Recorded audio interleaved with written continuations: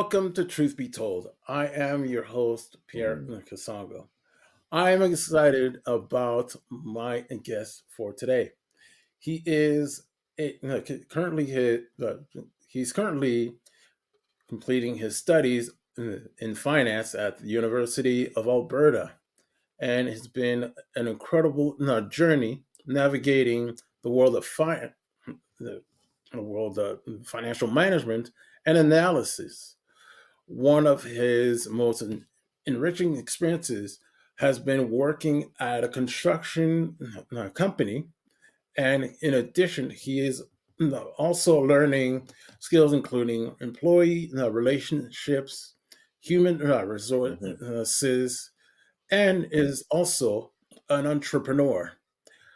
Please welcome to Truth Be Told, Cesar Manzi. Yes. Caesar, Thank you so much. It's a welcome. pleasure having you allow me to be here, man. You are talking to a crowd and you're quoting Hmm. Henry Ford. It says, whether you think you can or you can't, You're right. Yes. you're right. Talk about it. Yeah. So, yeah, That's talk to us about that mentality that that's you you know that's have. a great question. I think for the longest time, I think I didn't know the difference between a fixed mindset and growth mindset. And I guess the post that you saw, just me in a crowd, was actually at a leadership conference. Funny enough. So I was fortunate enough to get on stage to chat a little bit with some of the leaders, shakers of the world of Canada. So just been very fortunate to get around people who created a massive success in the world of entrepreneurship around the world, mainly in North America, of course. But yeah, I guess quoting Henry Ford, it was definitely a quote that affected my life because for the longest time, I was very held back by just like my own thoughts of like, I don't know if I can do this. I don't know if you can. And at the end of the day, like those negative thoughts will affect what you do, right? So, and when I realized it's essentially your perspective on things, right? Um, and so when I started changing my thinking, that's when things start changing, right? So when I started changing my thinking, my actions changed, and the doors started opening around me. So yeah, I guess that's kind of a little bit when it comes to the post and just where I was. I very much could Yeah, relate because I was watching this episode. No, I was watching Winning Time about two yeah. years ago, and in oh, you've seen the No, I haven't series? actually. No. No. Oh, it's a great series about the how the Lakers and the beginning of the Showtime era. John C. Riley is talking about this about the invention of the mile and this and like for years no everybody thought it was impossible to run it under Mm, 4 minutes, and then this Brit named Roger yes. Bannister Hmm. uh, decided to take a chance, Yeah. run it, and then he ran it for about in 3 minutes 59 Oh yes. seconds, and he wasn't the most athletic guy.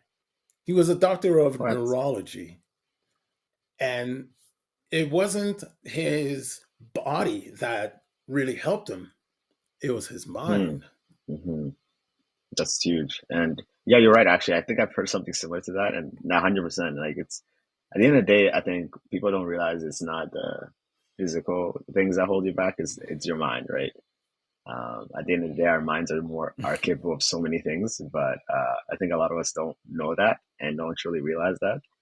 And yeah, I think that's an amazing example. I remember hearing that story. I was like, wow, that's crazy. Like the fact that that was not even his profession, and he was able to beat that record, right? So that's huge. That's insane. It's really important to setting goals because the minute you determine it's either look at a goal and either look at just either I can Hmm. or I can't, that's really Yes. you're either you. there's already, you almost, have like a game over Yeah, mindset, because like when you're saying, "Oh, I can't," well, you're shutting the door on all these right. opportunities. No, a Like hundred percent. like your mindset is sets so much, just like it can open up a lot of Yeah, no, I opportunities. agree for sure. It's I'm fully trying to grasp the full concept of our mind and what it can do. I think at the end of the day, there's so many self-limiting beliefs that we all hold truly within us that we don't realize, like a lot of self-sabotaging behavior. And I think it's about like unraveling those and realizing, well, what are those things that I've been telling myself? What are those lies, I guess? What are the lies that I've been telling myself all these years that I now have believed to be true, right? So that's the biggest thing I think hold us all back, I think, in the world. Hmm.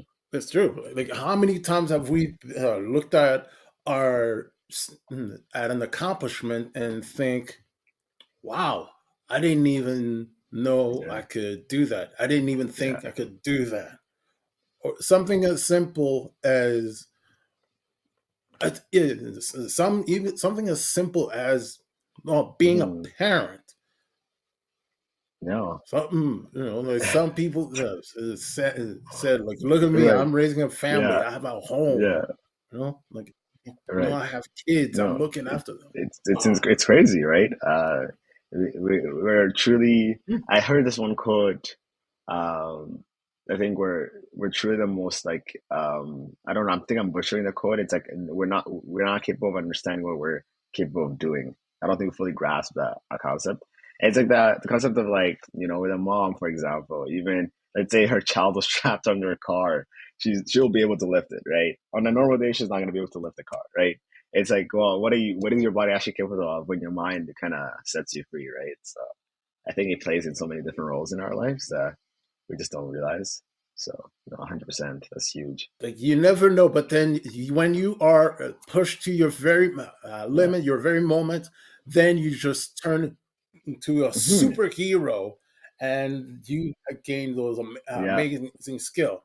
Like, even like like Yes. athletes or movies, or no, Yeah. movie stars, like, just the skills that they have to play a certain part on the Right. movie screen, or when we watch athletes do like the impossible, what seems to be the Hmm. impossible. No.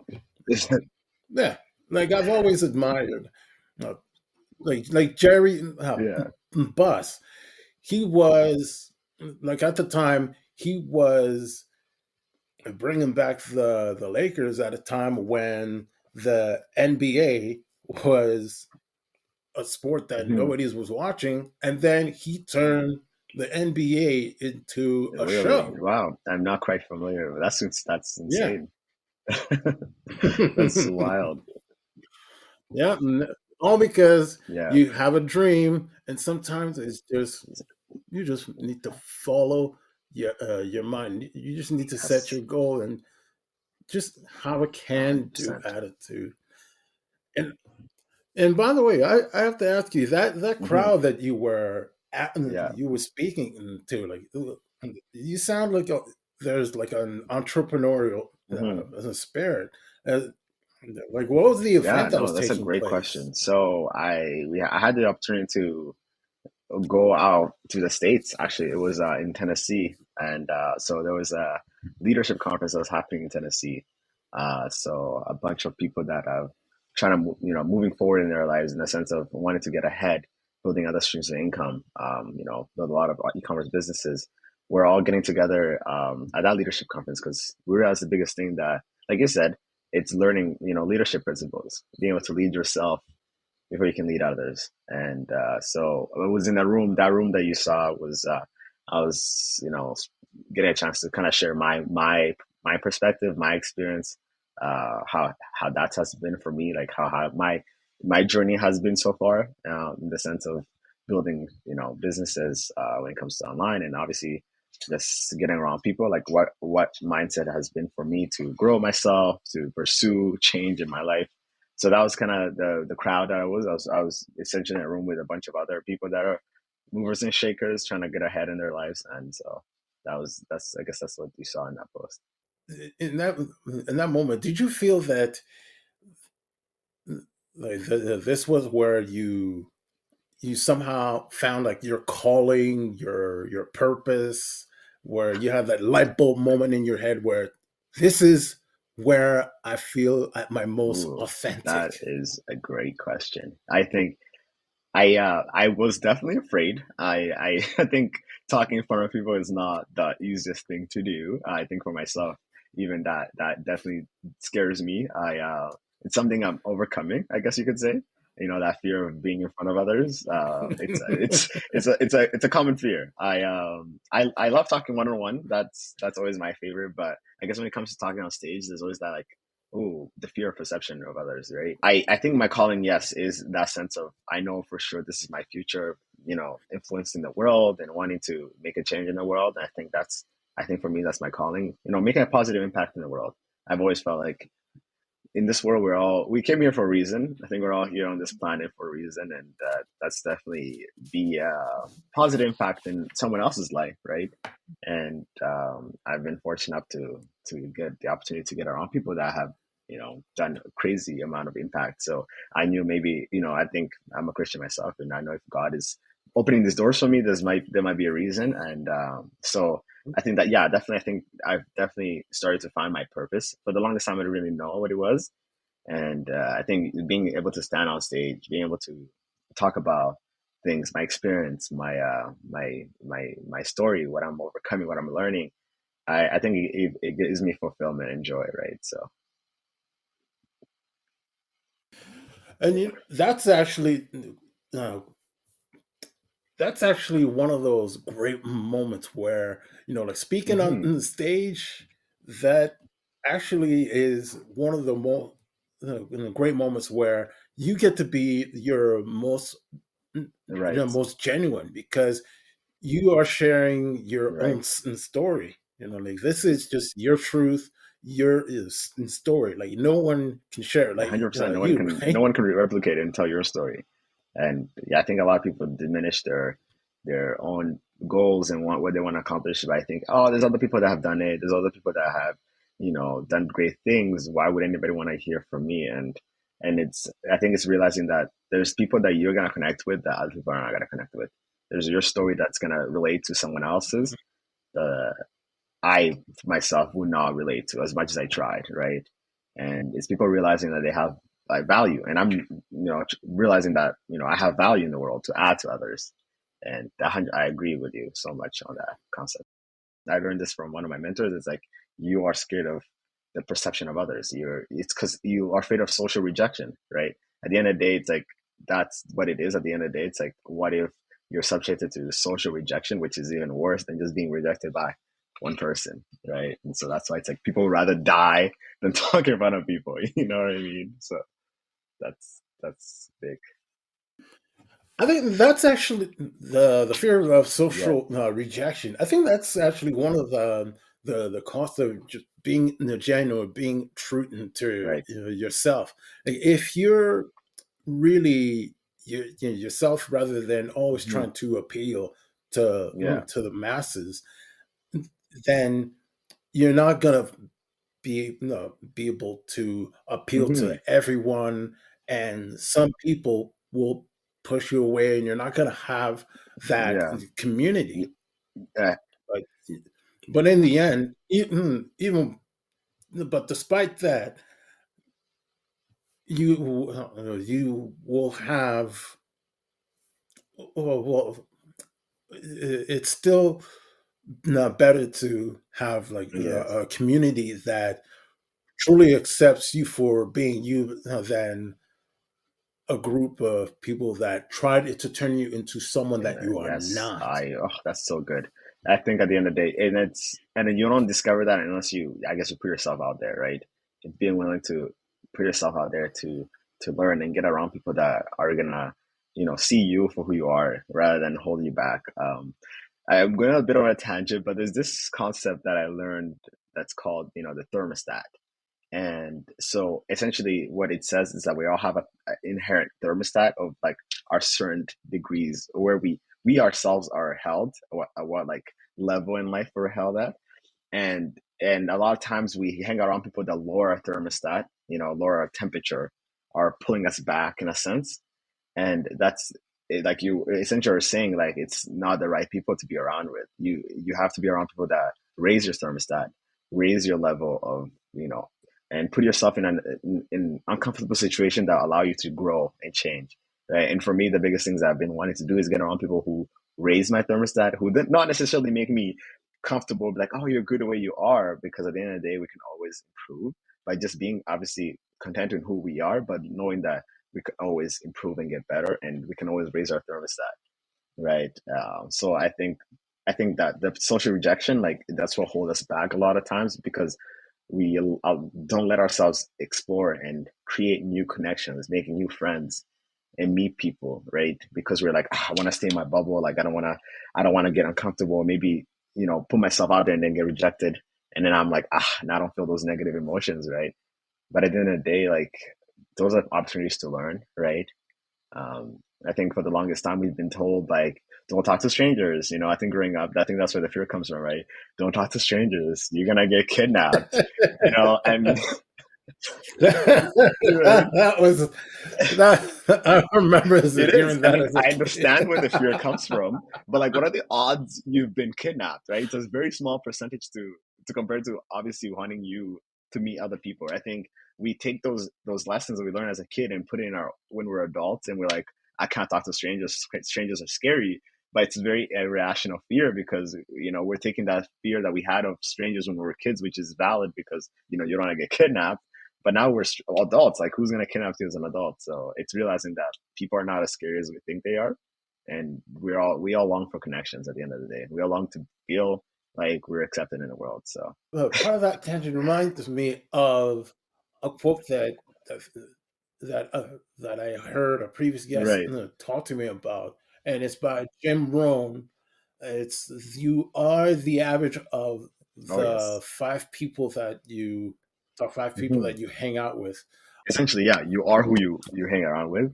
I didn't realize that concept until later on, because once you change, you don't realize it when you're with people, like people that are holding you back, because you don't know what's Hmm. different, what's out there, until you change your circle of influence. That's when you realize who's holding you back and not. And I think it's that frustration that comes along, like, well, I need to change. And once I started changing my circle of influence, people who I guess influence my life and decisions, I was like, wow, for so long I've been, kept at a certain level in life, right? It's like if you go to the gym and you hang around five people that don't go to the gym, as much as you think your mind is strong, you're gonna be affected. You're gonna end up not going to the gym. I think it's easier to go Hmm. downhill than go uphill, right?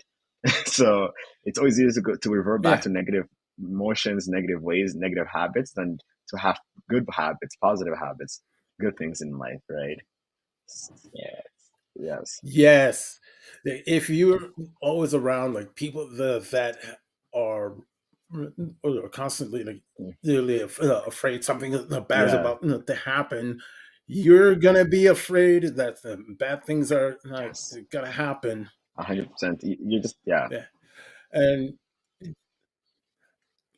also like just being of Hmm. being out there, like, another thing I've noticed that you really do love to be out there. I couldn't help but notice you're you like to literally be out there. Like you've been to some places out Yeah. in the world that are just Thank you. I mean, beautiful. I've had been fortunate for sure having parents, or I guess my mom, that's also loves traveling, doing things. So growing up, she wanted to create a lot of experiences for us. Like she's like, let's go places, let's go to Dominican, let's go to Mexico, let's go to. Obviously, I wasn't born here. I was born in Rwanda, and so I've only been here since 2010, so 13 years. So it was a crazy change in the world. You know, you it's like a cultural shock, I guess you could call it. Being in a country where there's snow, it's cold, and so it's not the funnest thing for sure when you come from a place that's No, it's always I can warm. imagine. But I had the opportunity to learn a lot of things, right? Being able to, well, I came here, I didn't speak English, you know, didn't speak any other language than Kinyarwanda, which is the native language back home. So that's also was a whole learning. I think the experiences that I dealt with when I was younger forced me to adapt and learn and grow and connect and be there out there because well if I'm moving here I don't speak the language how am I supposed to make friends you know you kind of have to put yourself out there and no one else is going to come to you and be like hey do you want to be my friend you know people don't realize that a lot of times it's on them to put themselves out there and be like make yourself known aware and that's when you're actually going to grow you know sometimes a lot of people I feel like there's that entitlement culture that we have in our world that we feel like we deserve things that we haven't worked for. Like I deserve to have this. I deserve to have this. And like deserving something is it's a negative way to think about stuff. So I think I've always been very trying to stay as grateful as I can be for the opportunities that I've had, for the chances that I've had to be here, to live here, to get opportunities to grow myself. And I'm trying to make the most out of it. I know me and my siblings, we try to cultivate that feeling. Like I have two other brothers, and it's a great dynamic for sure. Just growing up with boys, and obviously my mom, and it's been a great experience. Just you know those people having you know brothers, having a mom like my mom who persevered, who worked hard, moving into a new country. It gives you perspective for sure. That you know you have one life, and at the end of the day, her ceiling. She always says her ceiling is my floor, and so for me, the biggest thing is wanting to make my generation, my kids feeling really good so that they can always move forward in life, you know. So yeah, I try my best to be out there. I try my best to be, you know, talking to people, just put myself out there because you never know who you're gonna meet, right? Your biggest breaks always come from your circle, outside your circle of influence, right? Mhm. One of the biggest things I've learned. Yeah, Hmm. yeah.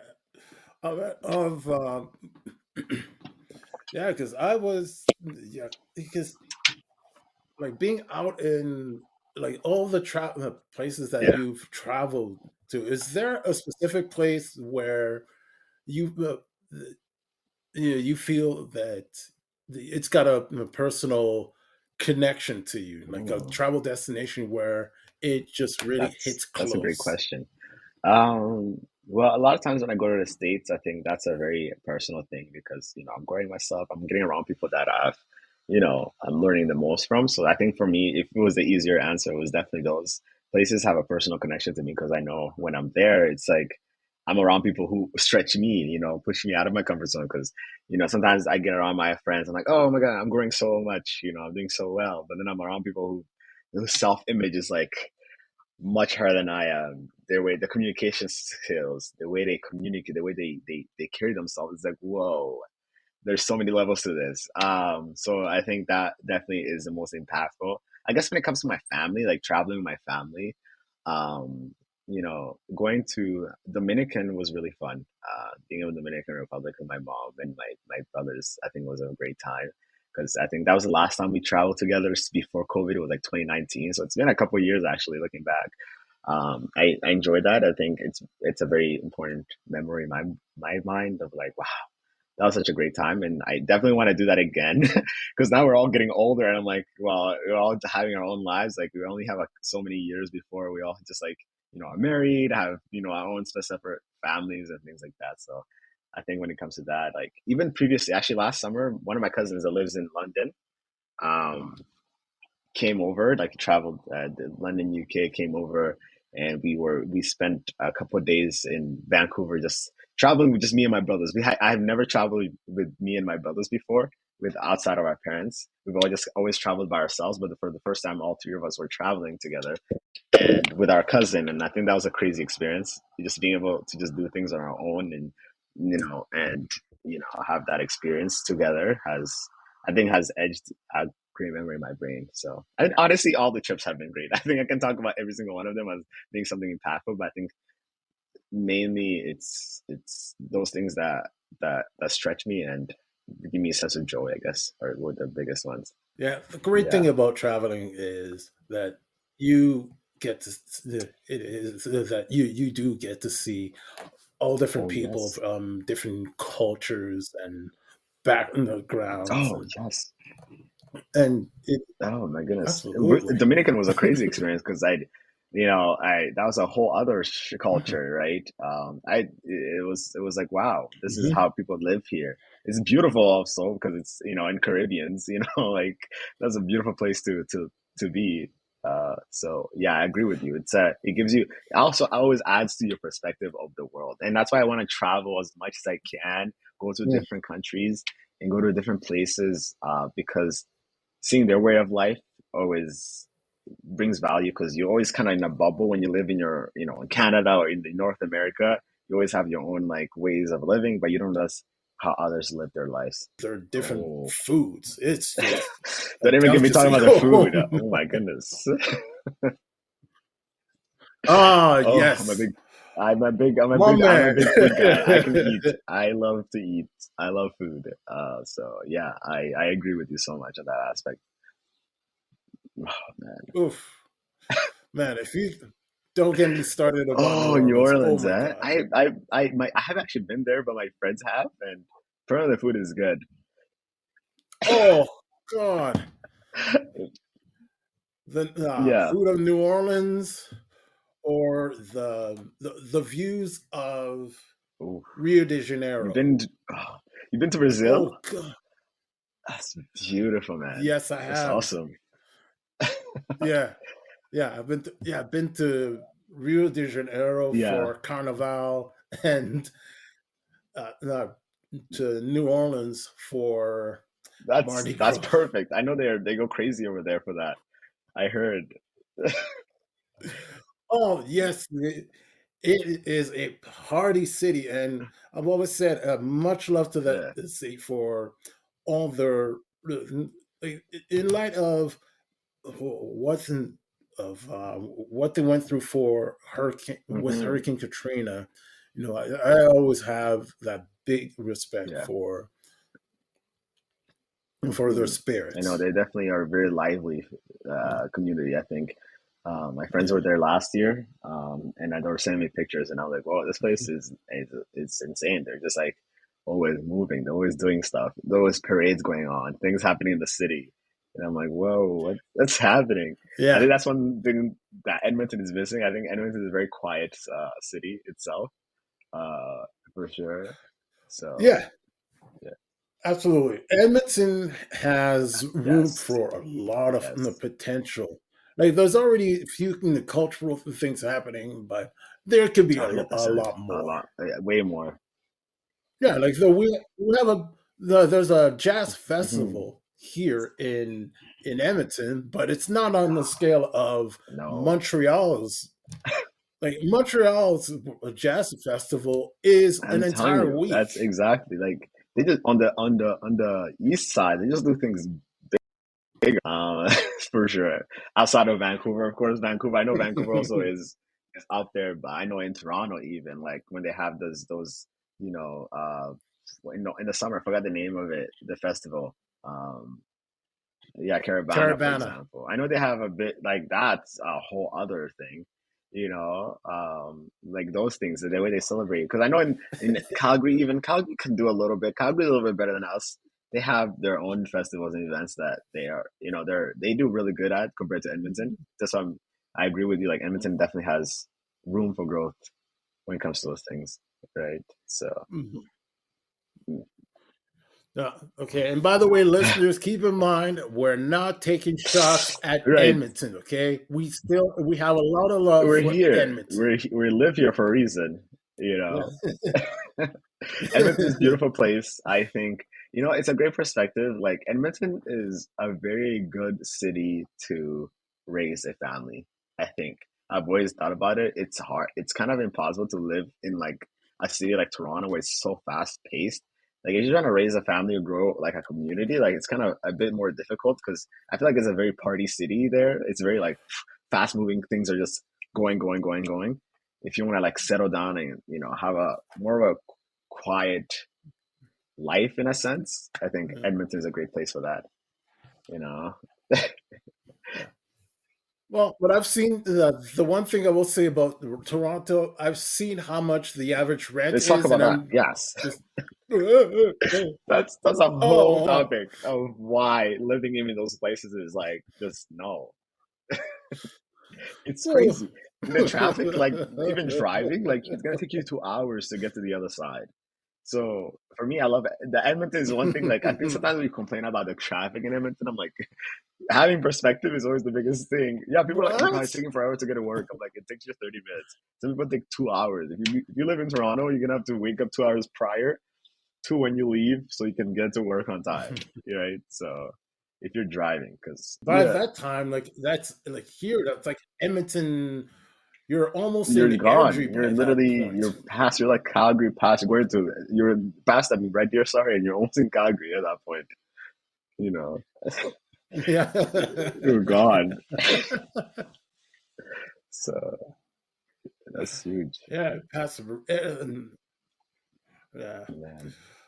Oh, but yeah, and this one thing that I noticed, Edmonton is has actually a very distinct style Hmm. in the city. Like, yeah, if you want to get around the city when it comes to the avenues, just look at the Yeah. numbers because the avenues run Hmm. east west, the streets go north Yes. south. So sometimes you need to look at the first perhaps two or three numbers of the Hmm. address, and then street or or avenue, and then it get tells you whether you're going to be heading to the southeast, southwest, northeast, northwest, or Yes. downtown. That's I love that aspect of the city because a lot of times in other cities it's all names. All the streets have names, and it's like you just have to know the names, otherwise you're not gonna get anywhere.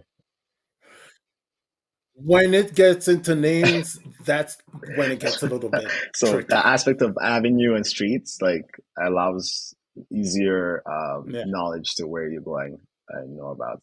yeah, You always yeah. lived in Edmonton So yourself? no, actually, no. Edmonton, then Fort McMurray, then Oh wow, back and Edmonton. forth. Yeah, wow. Yeah. Oof, the places I've lived. Hell, in fact, at one point, my family lived in Oh my goodness. You know Yellowknife. what's so funny? My mom is living in Yellowknife right now, actually. That's what she's working. She's Oh, working in the government up really? here, and she showed me the Yeah. weather sometimes, like in the winter. Oh my goodness, Oh, what is that? It's like minus 30, and that's warm. And I'm like, what are you talking about? It's it's like, yeah. In fact, this true mhm. story.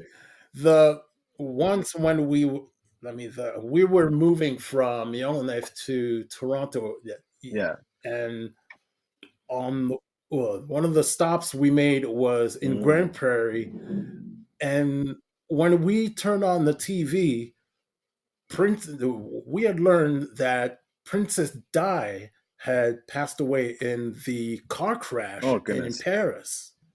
jeez, that's Yeah, crazy. That must have been insane. yeah, Oh my goodness. Oh of all things, yeah, yeah. that's one of those moments where you Yeah. never forget where you were when Yes, X there's those big happened. moments in life that you just don't, you can't forget. You're like, you know where you were at this when this event happened. Even like when like just even going back to like earlier, the when you mentioned the whole Oh, pandemic oh my goodness. shutdown. We all Oof. knew where we were when the first day of lockdown happened, or we were doing when they announced a lockdown. Yeah. Oh man, I remember I was actually Yeah, at the gym, and then all of a sudden, I think it was the Mavericks and the Jazz yeah, were playing and was yeah. going to play a game, and then all of a sudden the ref actually come on the court are saying like, no, no, no, the game is canceled. Actually, to be correct, the Mavericks were playing the Nuggets, and it was in the third quarter that Mark Cuban had the reaction on his phone. And the Jazz were playing the Thunder the same night, but they had their game canceled. That's a lot of money he's losing. Yeah, It's, yeah. that's a lot. And then for the entire year, everything Oh starts to my goodness. fall down. Like it was already one thing that just like in January, Kobe and Gigi passed away That was terrible. in the Yeah. helicopter crash. Oh, Like that was devastating. That was I was I was out of and I was I bummed think that out. was I think one of the saddest things that happened in that year. Because like you never literally know. Like Yeah, how do you explain that? You know, especially losing your daughter at the same time, like the like wife, I can't even imagine what she went through. mhm. Yeah, because I remember turning on the CNN and oh, I'm sorry, not no, like yeah, I think it Yeah. was that, and then I thought no, like this has to Yes. be a Yeah. joke, and then I go up to this, and and then later on, later developing the story, they talk about his daughter being in that Oh, helicopter like too. come on, imagine Oh that. That's yeah. I don't know. It's one of those moments you're like, wow. It I think adds perspective. yeah. Like I think I've said that word like 10 times today, but it just always you never know. You never know how long you're here for, And I think a lot of people are stuck in their Mm-hmm. ways of complaining or I mean, obviously life is not easy, as you can tell. Like life is not getting any easier as the world is moving forward. As you can tell by the cost of Yeah. everything. But I think at the end of the day, is just Yeah. I think the great being grateful is having gratitude, right? Because you literally never Yeah. know how long you're gonna be on Absolutely. this earth for. Like it could be like that. Like if you had told Kobe like, "Oh, you're gonna die," like a week before, like, "Oh, this is your last week," like you know what I mean? Like things don't. You never actually just know how long you have, where your time is. It's literally anything can happen, and I think it's always just living every day Hmm. to the fullest has helped me a lot because otherwise, like just like that, it's done. Believe it or not, you and Kobe have something in Tell me. common: Hmm, mentorship. that's huge. That's huge. Yeah. That That's is huge. huge. Come on, you gotta have to know your mentorship program. That sounds like a purpose in your life. Mentorship. Oh Come on, my goodness. I mean, mentorship. let Like that concept did not exist to me. Listen, preach. that Let's concept hear did it. not. A couple years back, I was like, "What the heck is mentorship? What is that about?" And I think it always comes ties down to everything that we talked about. I can talk about mentorship in forever. I That concept in general is I think it's prevalent now in everywhere. Like workplaces have, oh, who's your mentor? Who are you learning from? Because I think we've all come to realize that in life we are technically interdependent. For the longest time, we all think we can do things independently, that we can accomplish things on our own, which is true. But at the end of the day, we work better together. And I've realized the importance of having people in your life that are where you want to be, right? Because if you want to get to somewhere that you haven't been, you have to guess you have to be with someone who has gone to where you want to be. You need a travel guide. It's kind of like a travel guide in essentially. Because at the end of the day, like people a lot of times we've conditioned ourselves to think that I just gotta do it on my own. I just gotta accomplish this. I'm gonna do this on my own. But it's like at the end of the day, you don't get a bigger cookie in the world once you got there. Because if somebody also is in the same position as you, but now has the chance to learn from somebody who's already there and now our is like instead of making the same mistakes that that person has made, now that person is like, hey, this is what I did to do this. This is the mistakes you can avoid. It's not necessarily trying to remove the chances of you making a mistake, because at the end of the day, you are the only person who is able to do what they want to do, right? But being able to listen to somebody and be like, hey, they've done this, and I know that they said if you do this, this is what's going to happen, and you're willing to put your ego aside to learn from somebody who is at a place that you want to be. I think mentorship in general has collapsed timeframes in people's lives, right?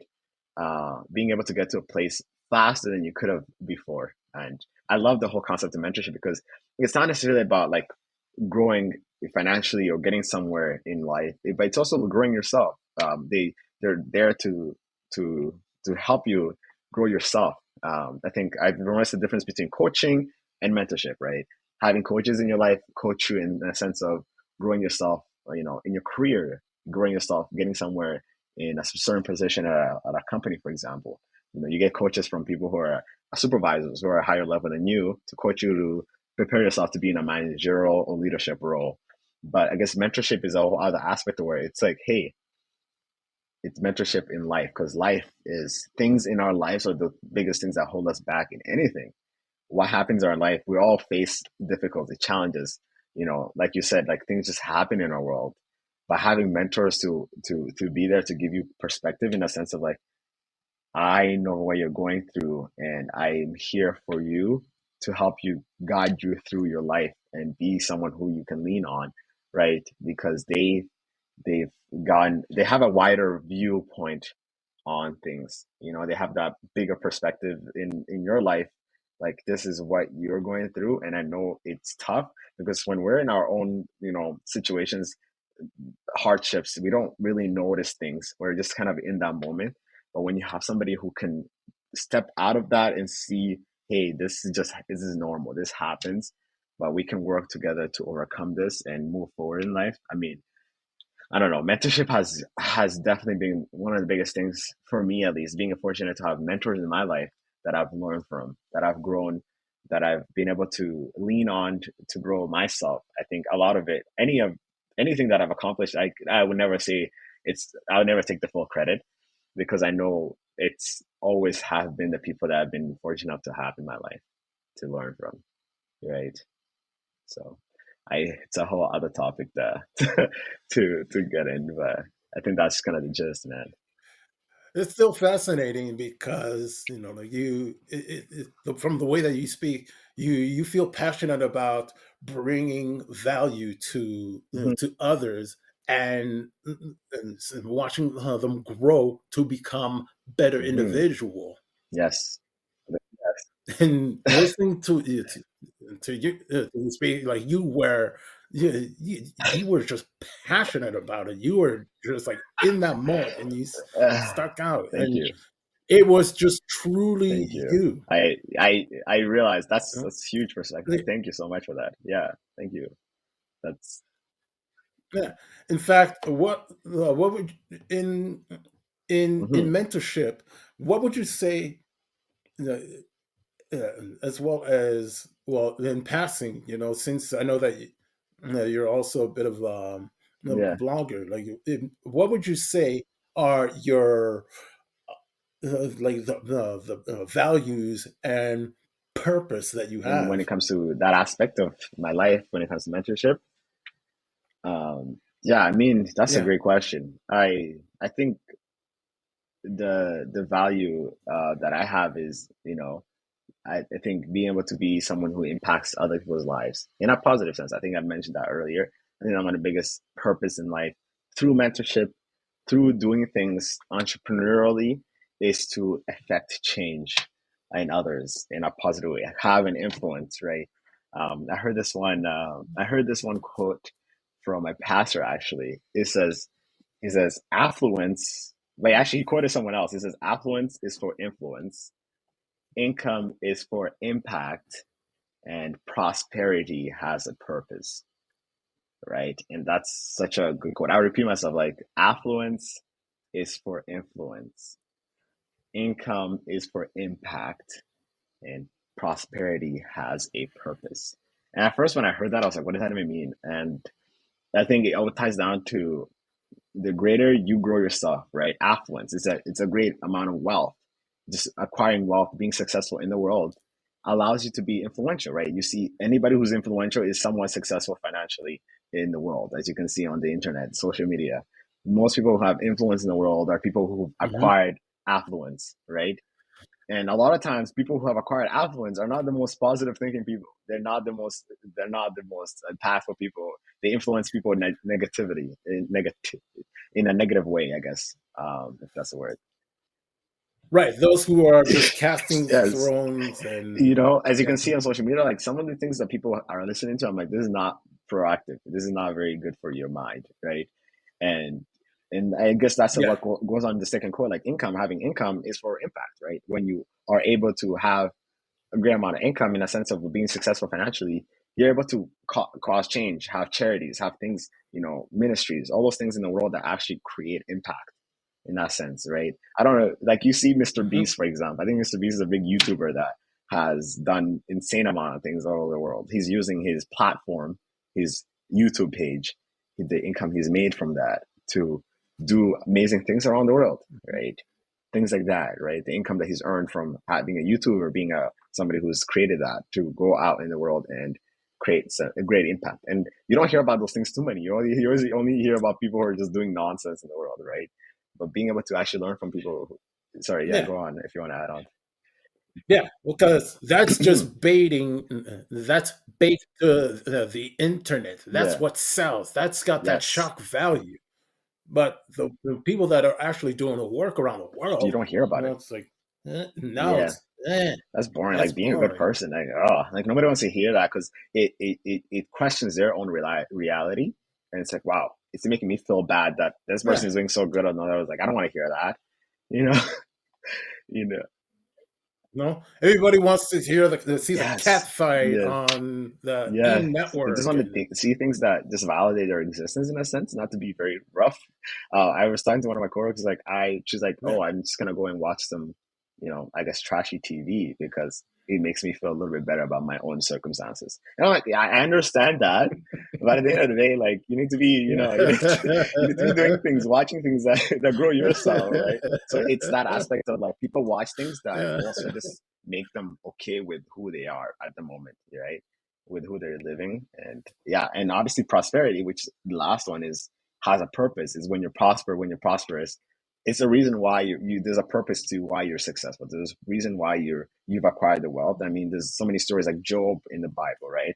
I mean, I think God has allows you to be prosper because he knows the great impact that you can cause in the world, what you can be. We need more good people with money, I think, at the end of the day, rather than a lot of people who are not really doing good things, having all the wealth, right? Amen to that.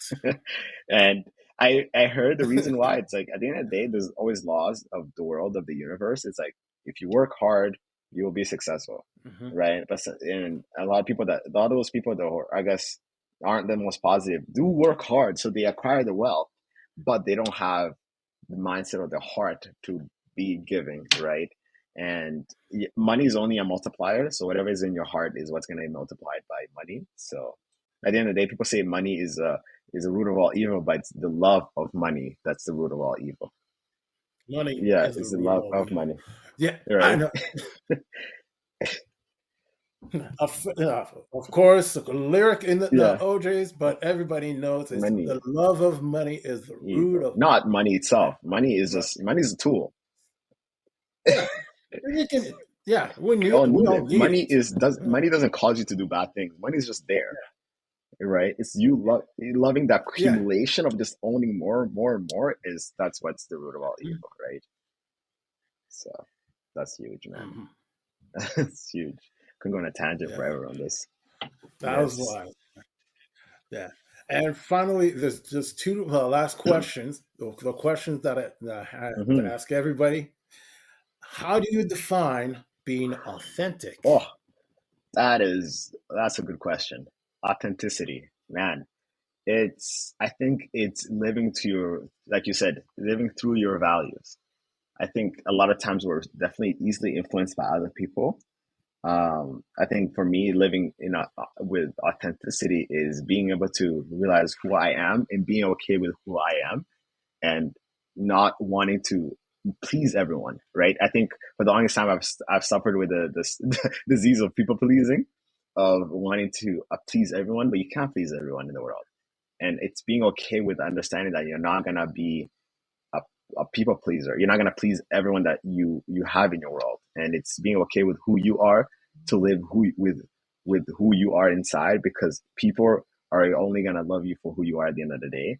And if you live with authenticity, that's actually gonna allow the right people in your life to come and be in your life, rather than having people you've accumulated from being inauthentic, right? And for me, that's my biggest thing that I try to do on a very day to day basis is like, am I living to my true values? Am I being as authentic as I can be in a conversation with people that I meet? Am I being who I am at the end of the day? So I think being authentic is obviously a lifelong journey, and I think every day telling us, having a conversation with yourself to be like, hey, how can I live my life to my truest self every day? And I think that's something that I try to tell myself. What would your advice be to individuals struggling to be their most Um, authentic selves?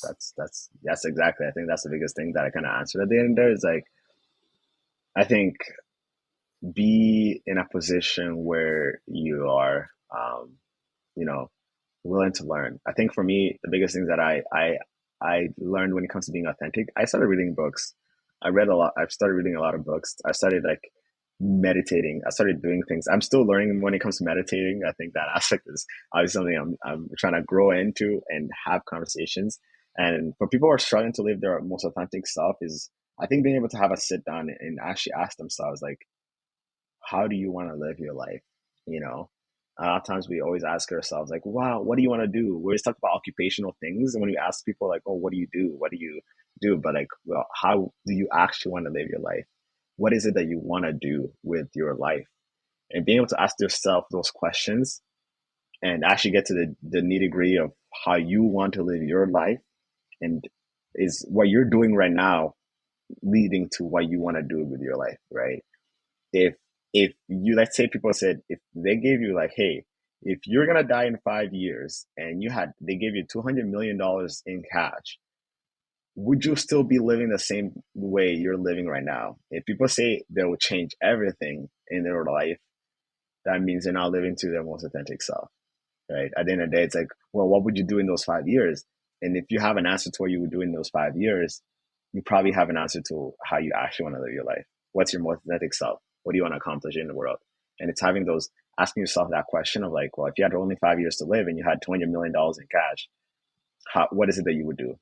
And if you have an answer, I think that's a bit of a clue to how you probably want to live your life. So I guess that's what I would add. Thank you. Words of wisdom from Appreciate Cesar it. Manzi.